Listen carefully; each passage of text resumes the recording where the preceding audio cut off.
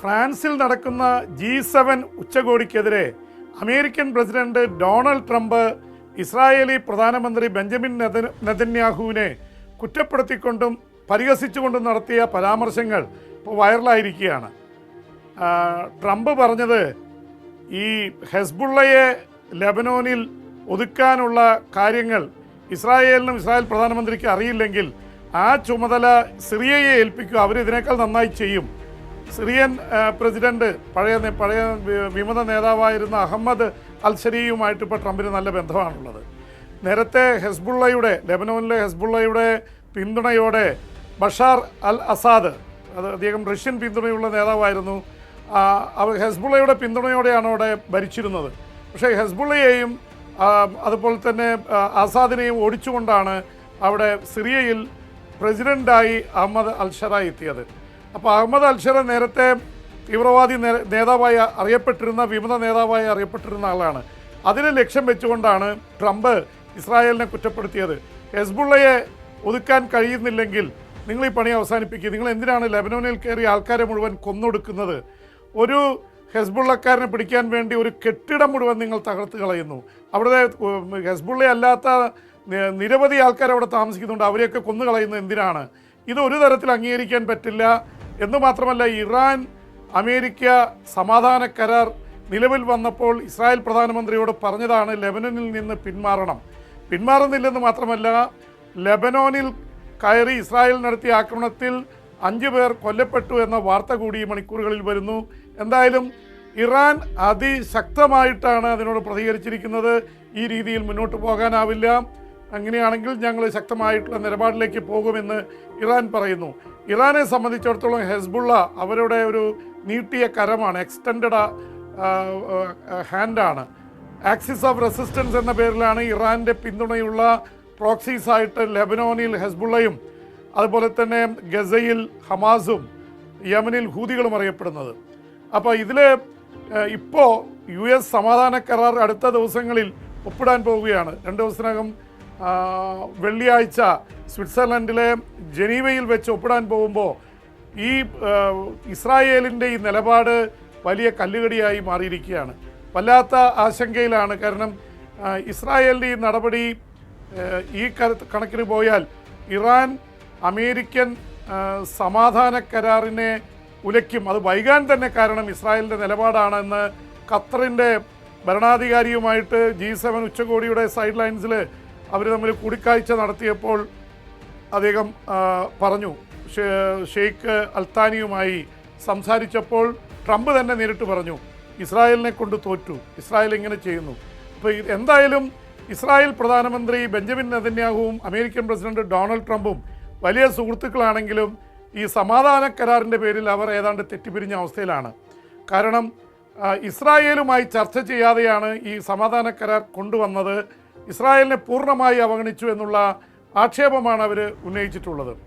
Israeli പ്രധാനമന്ത്രിയെ സംബന്ധിച്ചിടത്തോളം ഇത് വലിയ ഒരു തൻ്റെ കാലിനടിയിലെ മണ്ണ് നഷ്ടപ്പെടുന്ന അവസ്ഥയാണ്. ഇതുവരെ നെതന്യാഹു അഹങ്കരിച്ചിരുന്നതും ധൈര്യപ്പെട്ടിരുന്നതും അമേരിക്കൻ പ്രസിഡന്റ് ഡൊണാൾഡ് ട്രംപ് തൻ്റെ കൂടെയുണ്ട്, ഒരു അമേരിക്കൻ പ്രസിഡന്റ് ഇതുപോലെ ഇസ്രായേലിനെ സഹായിച്ചിട്ടില്ല എന്ന് തുറന്നു പറയാൻ നെതന്യാഹു മടിച്ചിട്ടില്ല. എന്ന് മാത്രമല്ല, ഡൊണാൾഡ് ട്രംപിനെ നൊബേൽ സമാധാന സമ്മാനത്തിന് ശുപാർശ ചെയ്യുക വരെ ചെയ്തു ഇസ്രായേലി പ്രധാനമന്ത്രി നെതന്യാഹു. അപ്പോൾ ആ അവസ്ഥയിലാണ് ഇപ്പോൾ ഈ തരത്തിലുള്ള അവഗണനയും നടന്നിട്ടുള്ളത്. അപ്പോൾ ഇസ്രായേൽ പ്രധാനമന്ത്രി വല്ലാത്ത അവസ്ഥയിലാണത്. പുറത്ത് മാത്രമല്ല, അകത്തും പ്രശ്നമുണ്ട്. ഈ US ഇറാൻ സമാധാന കരാറിനെ കുറിച്ച് ഇസ്രായേലിൽ നടന്ന സർവേയിൽ 18% പേർ മാത്രമാണ് ഇറാൻ അമേരിക്ക സമാധാന കരാറിനെ പിന്തുണയ്ക്കുന്നത്. 55% പേർ എതിർക്കുകയാണ്. ഇത് ഇസ്രായേലിന് ഗുണകരമല്ല. ഇത് മാത്രമല്ല, ഇറാൻ കൂടുതൽ ശക്തി നേടി ഇസ്രായേലിനെ ആക്രമിക്കുമെന്നുള്ള ഭീതി പങ്കുവയ്ക്കുന്നുണ്ട്. എന്തായാലും ഇസ്രായേൽ പ്രധാനമന്ത്രി ബെഞ്ചമിൻ നെതന്യാഹുവിന് ക്ഷീണം സംഭവിച്ചത് അവിടുത്തെ പ്രതിപക്ഷം, നഫ്താലി ബെന്നറ്റിൻ്റെ നേതൃത്വത്തിൽ ഉള്ള പ്രതിപക്ഷം അതെടുത്ത് പ്രയോഗിക്കാനുള്ള നീക്കത്തിലാണ്. ഒക്ടോബറിൽ നടക്കുന്ന തെരഞ്ഞെടുപ്പിൽ പ്രധാനമന്ത്രി ബെഞ്ചമിൻ നെതന്യാഹുവിനെ നേരിടാനാണ് പ്രതിപക്ഷത്തിൻ്റെ തീരുമാനം. എന്ന് മാത്രമല്ല, തെരഞ്ഞെടുപ്പിനെ ഈ സമാധാന കരാർ എങ്ങനെ ബാധിക്കുമെന്നുള്ള വലിയ ഭീതി ഉണ്ട് നെതന്യാഹുവിന്. നെതന്യാഹു മത്സരിക്കുന്നുണ്ട് എന്ന് പ്രഖ്യാപിച്ചു കഴിഞ്ഞു. നെതന്യാഹുവിന് ഭരണത്തിലേക്ക് വീണ്ടും എത്തിയില്ലെങ്കിൽ സുപ്രീം കോടതിയിൽ കിടക്കുന്ന അഴിമതി കേസൊക്കെ പുറത്തു വരികയും ജയിലാവുകയും ചെയ്യും. ഇപ്പം നെതന്യാഹു വല്ലാത്ത ഒരു അവസ്ഥയിലാണ്. കാരണം അമേരിക്ക പിന്തുണ നഷ്ടപ്പെട്ടു എന്ന് മാത്രമല്ല, ഇപ്പുറത്ത് ഇറാൻ്റെ സമാധാന ശ്രമങ്ങളെ ട്രംപ് അനുകൂലിക്കുകയും ചെയ്യുന്നു. ഇതിനിടയിൽ രസകരമായ ചില സംഭവങ്ങളൊക്കെ പുറത്തു വന്നിട്ടുണ്ട്. ഈ ട്രംപിൻ്റെ മനോനില തിരിച്ചറിയാനും ട്രംപിനെ പ്രകോപിപ്പിക്കാതെ കൂടെ നിർത്താനൊക്കെ ഉള്ള ഇതിൻ്റെ ഭാഗമായി 2 പ്രമുഖ മനഃശാസ്ത്രജ്ഞരെ ഇറാൻ അവരുടെ ഉന്നതതല സംഘത്തിൽ അടുത്ത കാലത്ത് കൂട്ടിയിരുന്നു. അവർ പറയുന്ന അനുസരിച്ചാണ് ട്രംപിനോട് പ്രതികരിക്കുന്നതും ട്രംപിന് കത്തെഴുതുന്നത്. അതിനുശേഷം ട്രംപിൻ്റെ ഇറാനോടുള്ള നിലപാടിൽ തന്നെ മാറ്റമുണ്ടായെന്നാണ് പറയുന്നത്. ഈ മനഃശാസ്ത്രജ്ഞന്മാർ ഉപയോഗിക്കുന്ന രീതി ഇന്ന് തുടങ്ങിയതല്ല. 60കളിൽ ക്യൂബൻ മിസൈൽ ക്രൈസിസ് വന്ന് സോവിയറ്റ് യൂണിയൻ ക്യൂബയിൽ മിസൈൽ വെച്ച് അമേരിക്കയ്ക്ക് നേരെ ടാർഗറ്റ് ചെയ്ത് വെച്ചപ്പോൾ അന്നത്തെ American president John F Kennedy വലിയ രീതിയിലൊരു അന്ത്യശാസനം നൽകി. 48 മണിക്കൂറിനുള്ളിൽ ഈ മിസൈലുകൾ മാറ്റിയില്ലെങ്കിൽ ready for a third world war, 3ാം ലോക മഹായുദ്ധത്തിന് സോവിയറ്റ് യൂണിയൻ തയ്യാറെടുത്തുകൊള്ളൂ എന്ന് ആജ്ഞാശക്തിയിലാണ് പറഞ്ഞത്. പക്ഷേ സോവിയറ്റ് യൂണിയന് അറിയണമായിരുന്നു ഇത് does he really mean it, ഇത് അദ്ദേഹം ശരിക്കും ഉദ്ദേശിച്ചു പറഞ്ഞതാണോ അല്ലെങ്കിൽ ഭീഷണിപ്പെടുത്താൻ പറഞ്ഞതാണോ. അങ്ങനെ റഷ്യയിലെ സോവിയറ്റ് യൂണിയനിലെ പ്രമുഖ മനഃശാസ്ത്രജ്ഞരെ വരുത്തി പ്രസിഡന്റ് ജോൺ എഫ് കെന്നഡിയുടെ ശബ്ദം അവർ പലതവണ കേട്ടു. പക്ഷെ ആ ടോൺ അവർ കേട്ടിട്ട് അവർ മനസ്സിലാക്കിയത് ഇത് തീർച്ചയായിട്ടും ഇത് മിസൈൽ മാറ്റിയില്ലെങ്കിൽ യുദ്ധത്തിന് കെന്നഡി തയ്യാറാവും എന്ന് ഉള്ളത് ഒരു റിപ്പോർട്ടാണ് മനഃശാസ്ത്രജ്ഞന്മാർ നൽകിയത്. ഇതേ തുടർന്ന് മിസൈലുകൾ ഉടൻ തന്നെ ക്യൂബയിൽ നിന്ന് സോവിയറ്റ് യൂണിയൻ മാറ്റി ആ ക്രൈസിസ് മാറുകയും ചെയ്തു. അതുപോലൊരു നീക്കമാണ് ഇറാൻ ട്രംപിനെ പഠിക്കാൻ മനഃശാസ്ത്രജ്ഞരെ ഏർപ്പെടുത്തി. അവർ നൽകിയ റിപ്പോർട്ട് അനുസരിച്ച് പെരുമാറി ഇപ്പോൾ സമാധാന കരാറിൽ എത്തി നിൽക്കുന്നു. ട്രംപിൻ്റെ ഈഗോ ഹേർട്ട് ചെയ്യുന്ന തരത്തിലുള്ള പ്രതികരണങ്ങൾ വേണ്ട എന്നാണ് ഇറാൻ തീരുമാനിച്ചത്. എന്തായാലും സമാധാന കരാർ പ്രഖ്യാപിച്ച് ഡിജിറ്റൽ തലത്തിൽ ഒപ്പിട്ടതോടെ ഇറാൻ യഥാർത്ഥ കരാർ വരുന്നതിന് മുമ്പ് തന്നെ 2 കപ്പലുകൾ ഹോർമൂസ് കടലിടുക്കിലൂടെ വിട്ടുകഴിഞ്ഞു. അതിൽ 38 ലക്ഷം ബാരൽ എണ്ണയാണുള്ളത്, 3.8 മില്യൺ. അപ്പോൾ അത് തന്നെ ഇറാനെ സംബന്ധിച്ചിടത്തോളം ഇറാനിലെ എണ്ണ ശേഖരം നിറഞ്ഞിരിക്കുകയാണ്, പുറത്തേക്ക് വിടാനും പറ്റുന്നില്ല. ഏതാണ്ട് 140ഓളം എണ്ണക്കപ്പലുകളാണ് US-ൻ്റെ നാവിക ഉപരോധത്തിൽപ്പെട്ട് തിരിച്ചുവിട്ടത്. അങ്ങനെ ഇറാനിൽ നിന്ന് എണ്ണ കൊണ്ടുവന്നിരുന്ന പല കപ്പലുകളും ആക്രമിക്കപ്പെട്ട കൂട്ടത്തിൽ ഇന്ത്യയുടെ കപ്പലും ആക്രമിക്കപ്പെട്ടു എന്ന് മാത്രമല്ല, അതിൽ 3 ഇന്ത്യൻ നാവികർ കൊല്ലപ്പെട്ടു. ഇന്ത്യ അതിശക്തമായിട്ട് പ്രതിഷേധം പറഞ്ഞു. പക്ഷേ അമേരിക്ക കൂട്ടാക്കിയില്ലെന്ന് മാത്രമല്ല, US-ൻ്റെ സ്റ്റേറ്റ് സെക്രട്ടറി, അവിടുത്തെ വിദേശകാര്യമന്ത്രി കൂടിയായിട്ടുള്ള മാർക്കോ റൂബിയോ പറഞ്ഞത് അനധികൃതമായി എണ്ണ കടത്തിയാൽ അത് അംഗീകരിക്കാൻ അമേരിക്കയ്ക്ക് കഴിയില്ലെന്നാണ്. 3 ഇന്ത്യൻ നാവികർ കൊല്ലപ്പെട്ടതിനെക്കുറിച്ച് അദ്ദേഹം ഒരു മാപ്പ് പറയാനോ അല്ലെങ്കിൽ ഖേദം പ്രകടിപ്പിക്കാനോ തയ്യാറായില്ല. എന്തായാലും ഇന്ത്യൻ പ്രധാനമന്ത്രി നരേന്ദ്രമോദി അദ്ദേഹം G7 ഉച്ചകോടിയിൽ പങ്കെടുത്തുകൊണ്ട് ട്രംപിനെ സാക്ഷിയാക്കി അക്കാര്യത്തിൽ ഇന്ത്യയുടെ പ്രതിഷേധം അറിയിച്ചു. അത് നേരിട്ട് അമേരിക്ക ചെയ്തുവെന്ന് പറഞ്ഞില്ല, പക്ഷെ പറഞ്ഞത് ഈ യുദ്ധം നിൽക്കുന്നതിൽ, സമാധാന കരാർ വരുന്നതിൽ ഇന്ത്യക്ക് സന്തോഷമുണ്ട്. പക്ഷേ എന്നാൽ ഇന്ത്യക്കാരടക്കം നിരവധി ആൾക്കാരുടെ ജീവൻ നഷ്ടപ്പെട്ടിരിക്കുന്നു. ഇത് ഫ്രണ്ട്ലി രാജ്യങ്ങൾ, സുഹൃത്ത് രാജ്യങ്ങൾ തമ്മിൽ അങ്ങോട്ടും ഇങ്ങോട്ടും ആക്രമിക്കുന്ന നിലപാട് ശരിയല്ല എന്ന് ട്രംപിനെ ഉദ്ദേശിച്ച് തന്നെയാണ് ഇന്ത്യൻ പ്രധാനമന്ത്രി G7 ഉച്ചകോടിയിൽ പരസ്യമായി പറഞ്ഞത്. ഇന്ന് നരേന്ദ്രമോദിയും ഡൊണാൾഡ് ട്രംപും തമ്മിൽ ഔദ്യോഗികമായി കൂടിക്കാഴ്ച നടത്തുമ്പോൾ ഈ പ്രതിഷേധം കൂടുതൽ ശക്തമായി അറിയിക്കുമെന്നാണ് അറിയുന്നത്. സ്വാഭാവികമായിട്ടും പ്രതിഷേധത്തിനേക്കാൾ കൂടുതലായിട്ട് സംസാരിക്കുക ആർട്ടിഫിഷ്യൽ ഇൻ്റലിജൻസിനെ കുറിച്ചും സൈനികമായിട്ടുള്ള സുരക്ഷയെക്കുറിച്ചും സൈനിക കരാറുകളെക്കുറിച്ചൊക്കെ ആയിരിക്കും. അതുമാത്രമല്ല, വാണിജ്യപരമായിട്ടുള്ള വ്യാപാരപരമായ കാര്യങ്ങൾ ഇന്ത്യ അമേരിക്കയും തമ്മിലുള്ള ചർച്ച ചെയ്യും. എന്തായാലും ഈ കാര്യം ഉന്നയിക്കുമെന്നാണ് നമുക്ക് ബോധ്യമായിട്ടുള്ള, അല്ലെങ്കിൽ പരസ്യമായിട്ട് ട്രംപിനെ സാക്ഷിയാക്കി ഇങ്ങനെ ഒരു കമൻ്റ് ഇന്ത്യൻ പ്രധാനമന്ത്രി നടത്തേണ്ട കാര്യമില്ല. എന്തായാലും ഇന്ത്യയുടെ പ്രധാനമന്ത്രി നരേന്ദ്രമോദി ട്രംപിനെ മാത്രമല്ല കാണുന്നത്, ഇപ്പോൾ തന്നെ ബ്രിട്ടൻ്റെ പ്രധാനമന്ത്രി കിയർ സ്റ്റാർമർ ആയിട്ട് സ്വതന്ത്ര വ്യാപാര കരാറുണ്ട് ബ്രിട്ടനുമായിട്ട്, ചർച്ച നടത്തി. അതുപോലെ തന്നെ കാനഡയുടെ പ്രധാനമന്ത്രി മാർക്ക് കാർണിയുമായി ചർച്ച നടത്തി. മാർക്ക് കാർണിയുമായിട്ടുള്ള ചർച്ചയ്ക്ക് വലിയ പ്രാധാന്യമുണ്ട്. മാർക്ക് കാർണിക്ക് മുമ്പ് അതേ പാർട്ടിയിലെ തന്നെ ജസ്റ്റിൻ ട്രൂഡോ കാനഡയിൽ പ്രധാനമന്ത്രിയായിരുന്ന സമയത്ത് ഇന്ത്യക്കാർക്ക് ഒരുപാട് തരത്തിലുള്ള എതിർപ്പുകൾ നേടേണ്ടി വന്നിരുന്നു. എന്ന് മാത്രമല്ല, ഇന്ത്യയും കാനഡയും തമ്മിലുള്ള ബന്ധം വഷളായിരുന്നു. പ്രത്യേകിച്ച് കാനഡയിൽ സിഖുകാരനെ ഇന്ത്യ കൊലപ്പെടുത്തിയെന്നുള്ള ആരോപണം പാർലമെൻറ്റിൽ കനേഡിയൻ അന്നത്തെ പ്രധാനമന്ത്രി ജസ്റ്റിൻ ട്രൂഡോ ഉന്നയിക്കുകയും ഇന്ത്യ ശക്തമായി പ്രതിഷേധിക്കുകയൊക്കെ ചെയ്തതാണ്. പക്ഷേ ഇപ്പോൾ ബന്ധം മാർക്ക് കാർണി വന്ന ശേഷം വലിയ രീതിയിൽ മെച്ചപ്പെട്ടിരിക്കുന്നു. അപ്പോൾ ആ തരത്തിൽ, അതുപോലെ ഫ്രഞ്ച് പ്രസിഡന്റ് ഇമ്മാനുവൽ മാക്രോണുമായിട്ട് പലതവണ കൂടി, കാരണം ഫ്രാൻസാണ് ഈ സമ്മേളനം ഹോസ്റ്റ് ചെയ്യുന്നത്, അവർ ആതിഥേയ രാജ്യമായിട്ട് നിൽക്കുകയാണ്. എന്ന് മാത്രമല്ല, മോഡി പങ്കുവെച്ച ജയ് ഹോ എന്ന വെൽക്കം ഗാനം അത് ഇമ്മാനുവൽ മാക്രോൺ ഫ്രഞ്ച് പ്രസിഡന്റ് എടുത്ത് റീട്വീറ്റ് ചെയ്തിട്ടുണ്ട്, അദ്ദേഹം ഷെയർ ചെയ്തിരിക്കുന്നു. അപ്പോൾ ഫ്രാൻസുമായിട്ട് ഇന്ത്യക്ക് നല്ല ബന്ധമാണുള്ളത്. ഇതിൽ പ്രധാനപ്പെട്ട ഒരു കൂടിക്കാഴ്ച ഇന്ത്യയുടെ പ്രധാനമന്ത്രി നരേന്ദ്രമോദിയുമായിട്ട് നടത്തിയത് UAE-യുടെ ഭരണാധികാരിയായിട്ടുള്ള മുഹമ്മദ് ഷെയ്ഖ് മുഹമ്മദ് അൽ നഹ്യാനാണ്. UAE-യുമായിട്ട് വലിയ അടുത്ത ബന്ധമാണ് ഇന്ത്യക്കുള്ളത്.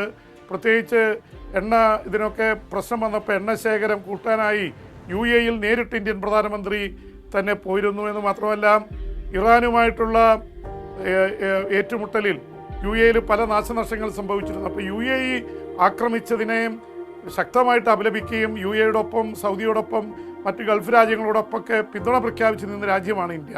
അപ്പോൾ അതുകൊണ്ട് ഗൾഫ് രാജ്യങ്ങൾ തമ്മിലുള്ള ബന്ധം ശക്തമാക്കുന്നതിൻ്റെ ഭാഗമായിട്ട് കൂടിയാണ് UAE-യുടെ ഭരണാധികാരിയുമായിട്ട് ഫ്രാൻസിൽ വെച്ച് ഇന്ത്യയുടെ പ്രധാനമന്ത്രി കൂടിക്കാഴ്ച നടത്തിയത്. അപ്പോൾ ഇങ്ങനെ ഒരുപാട് കൂടിക്കാഴ്ചകളൊപ്പം നടക്കുന്നു.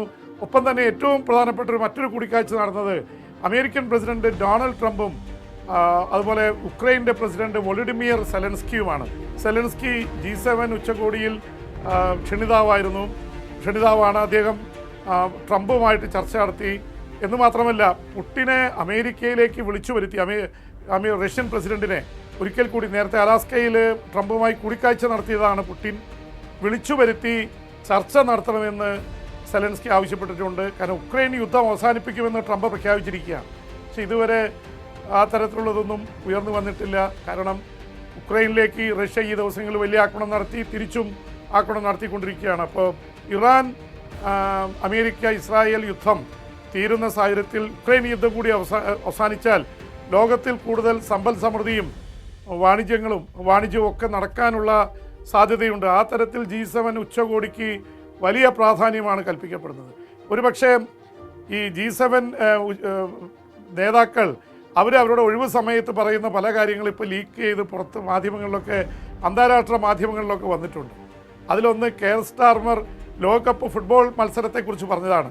ബ്രിട്ടീഷ് പ്രധാനമന്ത്രി പറഞ്ഞത് സ്പെയിനെ ചെറിയൊരു രാജ്യമായിട്ടുള്ള കേപ്പ് വെർദ, ആഫ്രിക്കൻ രാജ്യം, സമനിലയിൽ നിർത്തിയത് വലിയ സംഭവമായി പോയെന്നാണ് അദ്ദേഹം പറഞ്ഞത്. അവിടുത്തെ ഗോളിയുടെ, പ്രത്യേകിച്ച് കേപ്പ് വെർദയുടെ ഗോളി വസീഞ്ഞയുടെ പ്രകടനത്തെക്കുറിച്ച് വരെ ബ്രിട്ടീഷ് പ്രധാനമന്ത്രി അഭിനന്ദിച്ചുവെന്നാണ് പുറത്തു വന്നത്. അവിടുത്തെ ഇറ്റലിയുടെ പ്രധാനമന്ത്രി, ഇന്ത്യൻ പ്രധാനമന്ത്രിയുടെ വലിയ സുഹൃത്തായിട്ട് അറിയപ്പെടുന്ന ജോർജിയോ മെലോണി പുകവലി നിർത്തിയതാണ് ഒരു വലിയ ചർച്ചയായി മാറിയത്. അപ്പോൾ പുകവലിക്കുന്നില്ലേ എന്ന് മറ്റൊരു ഭരണാധികാരി പ്രധാനമന്ത്രി ചോദിച്ചപ്പോൾ അവർ പറഞ്ഞത്, ഞാൻ മെയ് 1-ാം തീയതി മുതൽ പുകവലി നിർത്തിയെന്നാണ്. ഒരുപാട് പേര് വന്ന് മെലോനിയെ അഭിനന്ദിക്കുന്നത് വാർത്തകളായിട്ട് വന്നു.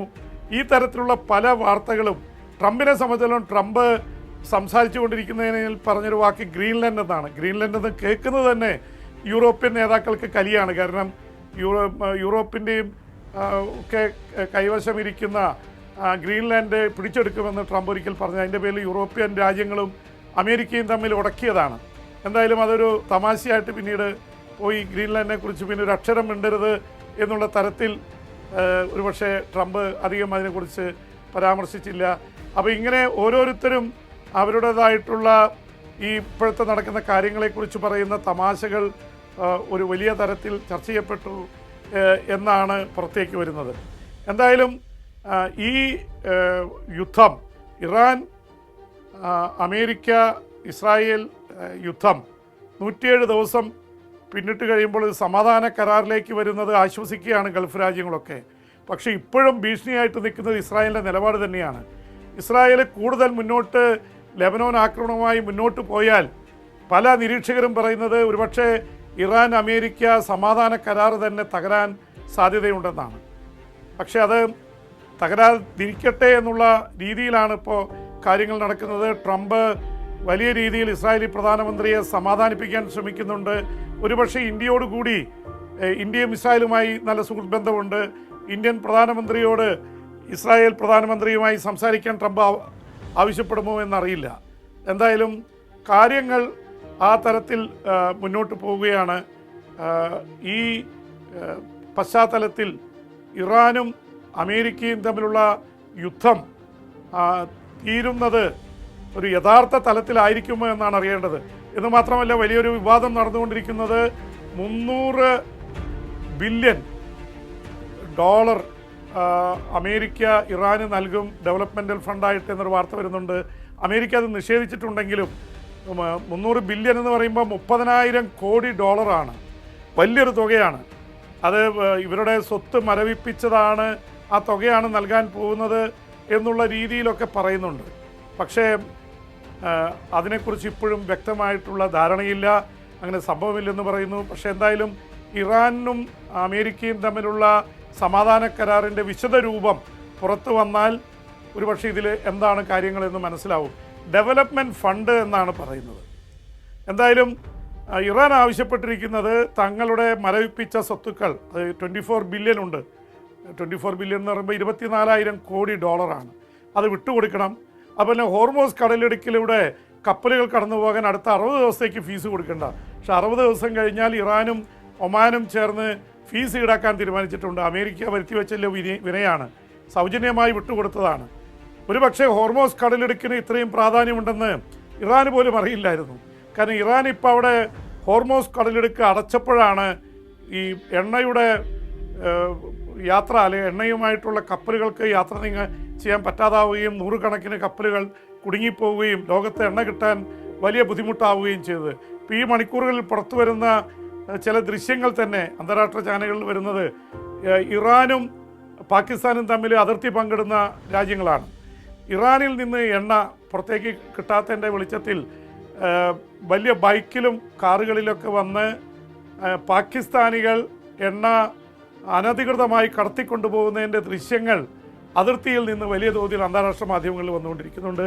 നേരത്തെയും നടക്കുന്നുണ്ട്. ആയിരക്കണക്കിന് ലിറ്റർ അല്ലെങ്കിൽ 10,000 ലിറ്ററാണ് ഇങ്ങനെ അനധികൃതമായി ഓരോ മണിക്കൂറിലും കടത്തിക്കൊണ്ട് പോകുന്നത്. അപ്പോൾ ആ തരത്തിൽ വലിയ ഒരു എണ്ണയുടെ ഷോർട്ടേജ് ഉണ്ടായിരിക്കുന്നു. അപ്പോൾ ആ തരത്തിൽ കാര്യങ്ങൾ മുന്നോട്ട് പോവുകയാണ്. എന്തായാലും പാകിസ്ഥാൻ ഇതിൻ്റെ ക്രെഡിറ്റ് എടുത്ത് വലിയ രീതിയിൽ രംഗത്ത് വരുന്നുണ്ട്. പാകിസ്ഥാൻ ഇടപെട്ടാണിത് തീർത്തതെന്ന് അവർ പറയുന്നു. എന്ന് മാത്രമല്ല, ഇറാൻ്റെ വിദേശകാര്യമന്ത്രി അബ്ബാസ് അർഗാച്ചി പാകിസ്ഥാനോട് പറഞ്ഞത് ഈ സമാധാന കരാറിനെ ഇസ്ലാമാബാദ് ഡോക്യുമെൻ്റ്, രേഖ എന്നാണ് വിളിക്കേണ്ടതെന്നാണ്. പക്ഷെ പാകിസ്ഥാനേക്കാൾ അവസാന നിമിഷം ഏറ്റവും കൂടുതൽ പങ്കുവച്ചത് ഖത്തർ തന്നെയാണ്. കാരണം ഖത്തർ 17 മണിക്കൂർ ഇറാനിൽ പോയി നടത്തിയ ചർച്ചകൾക്ക് ശേഷമാണ് ഇറാൻ വഴങ്ങിയത്. പക്ഷെ പാകിസ്ഥാനാണ് കഴിഞ്ഞ 3 മാസമായിട്ട് ഇതിൻ്റെ പിറകിൽ നിന്നത്. പാകിസ്ഥാനെ സംബന്ധിച്ചിടത്തോളം പാകിസ്ഥാൻ സാമ്പത്തികമായി തകർന്നിരിക്കുകയാണ്. ഗൾഫ് രാജ്യങ്ങൾക്കിടയിലും ഇറാനിലും തങ്ങളുടെ സ്വാധീനം വർദ്ധിപ്പിക്കാനുള്ള ശ്രമമാണ് നടത്തിയത്. ഇന്ത്യക്ക് ഈ പാകിസ്ഥാൻ്റെ കൂടിയ റോളിൽ അല്പം അതൃപ്തിയുണ്ട്. അതുകൊണ്ട് തന്നെ ഗൾഫ് രാജ്യങ്ങളുമായിട്ടുള്ള ബന്ധം ശക്തമാക്കാൻ ഇന്ത്യ ശ്രമിക്കുന്നുണ്ട്. ട്രംപ് കൂടുതൽ പാകിസ്ഥാനെ വിശ്വസിച്ചു എന്നുള്ള ഭീതി, ഒരു ആശങ്കയുണ്ട്. അതുകൊണ്ട് തന്നെയാണ് ഈ ട്രംപുമായിട്ടുള്ള നരേന്ദ്രമോദിയുടെ കൂടിക്കാഴ്ചയ്ക്ക് വലിയ രാഷ്ട്രീയ പ്രാധാന്യം കൽപ്പിക്കപ്പെടുന്നത്. അന്താരാഷ്ട്ര മാധ്യമങ്ങളിലൊക്കെ അതൊരു വലിയ വാർത്ത തന്നെയാണ്. കാരണം പാകിസ്ഥാനുമായിട്ട് അമേരിക്ക കൂടുതൽ അടുക്കുമോ എന്നുള്ള ചോദ്യം ഉയരുന്നുണ്ട്. പാകിസ്ഥാനുമായിട്ട് അടുത്താൽ പാകിസ്ഥാനും ചൈനയുമായിട്ട് ബന്ധമുണ്ട്. 1971 ബംഗ്ലാദേശ് യുദ്ധത്തിൽ ചൈനയും പാകിസ്ഥാനും അമേരിക്കയും ഒക്കെ ഒറ്റക്കെട്ടായിട്ട് ഇന്ത്യക്കെതിരായിരുന്നു. അന്ന് സോവിയറ്റ് യൂണിയൻ്റെ സഹായമാണ് നമുക്ക് രക്ഷയായി മാറിയത്. 1971 ഡിസംബർ 3 മുതൽ ഡിസംബർ 16 വരെ നീണ്ട 13 ദിവസത്തെ യുദ്ധത്തിൽ ബംഗ്ലാദേശിൽ പാകിസ്ഥാനെ കെട്ടുകെട്ടിച്ച് ഇന്ത്യ വിജയം നേടിയതും ബംഗ്ലാദേശിന് സ്വാതന്ത്ര്യം നേടിക്കൊടുത്തതും വലിയ ചരിത്രമാണ്. അന്ന് അമേരിക്കയുടെ 7ാം കപ്പൽപ്പട വന്നപ്പോൾ ഇന്ത്യയോടൊപ്പം സോവിയറ്റ് യൂണിയൻ്റെ കപ്പലുകൾ ചേർന്നാണ് തടഞ്ഞത്. അന്ന് ഇന്ത്യയും സോവിയറ്റ് യൂണിയനും തമ്മിൽ ഇന്ത്യയുടെ പരമാധികാരം ചോദ്യം ചെയ്യപ്പെട്ടാൽ സോവിയറ്റ് യൂണിയൻ ഇന്ത്യക്ക് വേണ്ടി ഇടപെടുമെന്ന കരാറുണ്ടായിരുന്നു.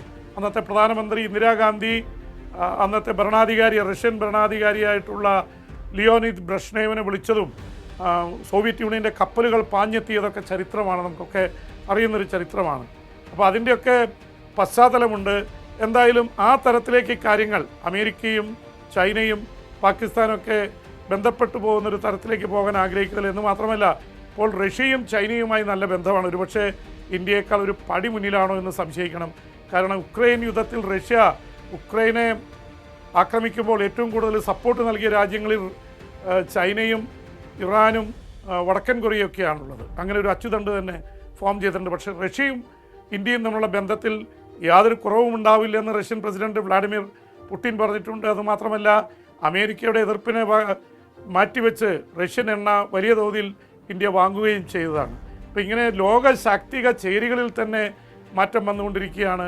അതിനിടയിലാണ് ഈ സംഭവവികാസങ്ങളൊക്കെ നടന്നുകൊണ്ടിരിക്കുന്നത്. ഇത് ഈ പശ്ചിമേഷ്യൻ യുദ്ധം ഒരു കാര്യം ഉറപ്പായി, ഈ ഗൾഫ് രാജ്യങ്ങളിൽ പശ്ചിമേഷ്യൻ മേഖലകളിൽ ലോകത്തിൻ്റെ തന്നെ ശാക്തിക ചേരികളിൽ വലിയ മാറ്റമുണ്ടാക്കാൻ ഇത് കാരണമാകും. ട്രംപിനെ സംബന്ധിച്ചിടത്തോളം ഇന്ന് യു എസ് സെനറ്റിൽ നടന്ന വോട്ടെടുപ്പിൽ ഒരു വോട്ടിൻ്റെ വ്യത്യാസത്തിനാണ് ട്രംപിന് ജയിക്കാൻ പറ്റിയത്. 47 ആയിരുന്നു. അതിൽ 4 ട്രംപിൻ്റെ പാർട്ടിക്കാർ കൂറുമാറി പ്രതിപക്ഷത്തിന് വേണ്ടി വോട്ട് ചെയ്തു. അപ്പോൾ ട്രംപിൻ്റെ കാര്യം പരിങ്ങലിലാണ്. ഇനി യുദ്ധം അവസാനിപ്പിച്ച് മാറുകയേ രക്ഷയുള്ളൂ. ഇല്ലെങ്കിൽ US കോൺഗ്രസിൽ അതിശക്തമായിട്ടുള്ള എതിർപ്പ് വന്നുകൊണ്ടിരിക്കുകയാണ്. അവിടെ നവംബറിൽ മിഡ് ടേം തെരഞ്ഞെടുപ്പ് നടക്കാൻ പോകുന്നു. ട്രംപിൻ്റെ പാർട്ടിക്ക് ഇപ്പോൾ വലിയ തിരിച്ചടി നേരിട്ടുകൊണ്ടിരിക്കുകയാണ്. എന്ന് മാത്രമല്ല, ട്രംപ് ഈ സമാധാന കരാർ കൊണ്ടുവന്നതിൻ്റെ എന്തൊക്കെയാണ് അതിൻ്റെ കരാറിലെ വ്യവസ്ഥകൾ എന്ന് അമേരിക്കക്കാർ ചോദിച്ചു തുടങ്ങി. അതുകൊണ്ട് ട്രംപിനെ സംബന്ധിച്ചിടത്തോളം ഒരു ഭാഗത്ത് ഇസ്രായേൽ പിണങ്ങി നിൽക്കുന്നു. അമേരിക്കയിൽ ഈ അനാവശ്യമായ യുദ്ധത്തിന് പോയി എന്നുള്ള പേരുണ്ട്. എന്ന് മാത്രമല്ല, ഇസ്രായേലിൻ്റെ വാക്കുകൾ വിശ്വസിച്ച് ഇസ്രായേൽ പ്രധാനമന്ത്രി ബെഞ്ചമിൻ നെതന്യാഹുവിൻ്റെ വാക്കുകൾ വിശ്വസിച്ച് ഇങ്ങനെയൊരു ശ്രമത്തിന് ഇറാനെ ആക്രമിക്കാൻ അമേരിക്ക പോകേണ്ടതില്ലായിരുന്നു എന്നാണ് ഭൂരിപക്ഷം അമേരിക്കക്കാരും പറയുന്നത്. അപ്പോൾ ഇതിൻ്റെയൊക്കെ പശ്ചാത്തലം ഉള്ളപ്പോൾ ഒരുപക്ഷെ നമ്മളൊക്കെ ആശ്വസിക്കുന്നത് ഇറാൻ അമേരിക്ക സമാധാന കരാർ വരുന്നു, എപ്പോഴെങ്കിലും ഇസ്രായേൽ അതിന് വഴങ്ങാൻ തയ്യാറാവുമെന്ന പ്രതീക്ഷ കൊണ്ടാണ്. പക്ഷേ ഇസ്രായേൽ വഴങ്ങുന്നില്ലെങ്കിൽ ഇതുവരെ ഉണ്ടാക്കിയ സമാധാന കരാർ മുഴുവൻ വെള്ളത്തിലാവുമെന്ന കാര്യത്തിൽ സംശയം വേണ്ട. ലോകത്തെവിടെയായാലും ഏത് സമയത്തും 24 വാർത്തകളും ഓഗ്മെന്റഡ് റിയാലിറ്റി പാക്കേജുകളും എക്സ്പ്ലെയിനറുകളും വിശദമായി കാണാൻ ഞങ്ങളുടെ യൂട്യൂബ് ചാനൽ നിങ്ങൾക്ക് സബ്സ്ക്രൈബ് ചെയ്യാം.